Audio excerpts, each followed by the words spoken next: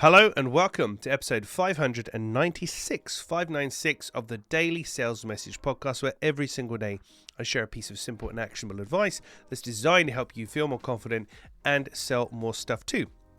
Now, in today's episode, we're talking about selling like a theme park. Selling like a theme park.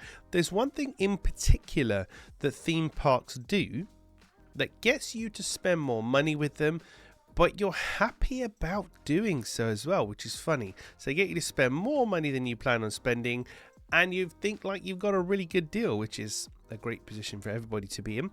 It took me a long time to think about a suitable name for this strategy, this maneuver to make this possible, and I ended up settling on the refunded upsell. The refunded upsell. Let me talk you through a scenario as I hit my microphone. So you go to a theme park for the day. You pay £50 to enter the theme park. You just go in there for one day. You have a wonderful day. Sun is out. All the rides are working. Everything is wonderful. Life is good. £50. At the end of the day, you're walking back through the turnstiles, and there's posters on the turnstiles saying, hey, do you want to come back as many times as you want in the next 12 months? You're thinking, well, yeah, I've had a great day. I'd love to do that. Well, an annual pass is £100. So you can come as many times as you want for £100 in the next 12 months. You think, man, £100. I just spent £50 being here for the day. And then you realize on the poster it says it's £100, but we'll tell you what we're going to do. We'll knock off the £50 you've already spent today. Just pay the £50 difference. You've got an annual pass.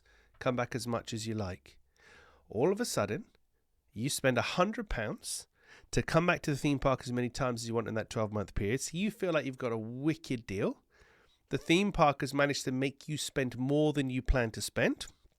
And in your head, you're thinking, well, I've already spent 50. So for me, money spent is money forgotten. So if you already spent £50 or something like that, that's dead to me, that money. So really, the annual pass in your perception has only cost you £50. Very clever. Very, very clever. And everybody seems to win in this scenario. So the theme park gets you to spend more money and come back. Awesome. And you feel like you got a really good deal, even though you spent more money. It's crazy. So for your own business, and that's why I call it a refunded upsell. No refund actually takes place, but we're using the amount of money you've already spent to offset that against a future purchase. So it's almost like it's been refunded to you, and then you use that to buy the bigger thing. So in your own business, with whatever it is that you're up to, and it could be for a service or it could even be for a product, but could you say that, look, if you buy this, and a lot of businesses do this with diagnosis and things like that. So it's £100 for the diagnosis, or it's £100 for us to quote you, or whatever it might happen to be. But if you go ahead and work with us, we'll take that £100 off the final bill. We'll take it off the final bill. So in your own business, where could this be possible? Where you could, I was going to use the word lure then, that doesn't sound good. We could lure somebody in with a cheaper entry-level offering and then offer to refund that money back to them if they move on to buy something bigger.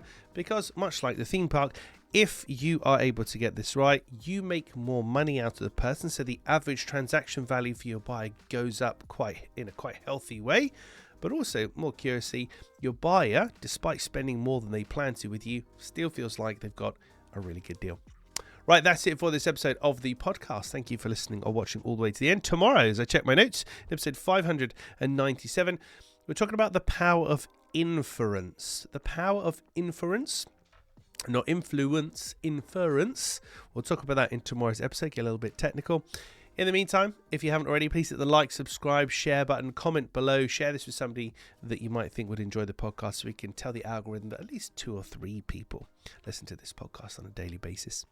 Thank you again for your time and attention. I'll catch you tomorrow for another exciting edition of the Daily Sales Message.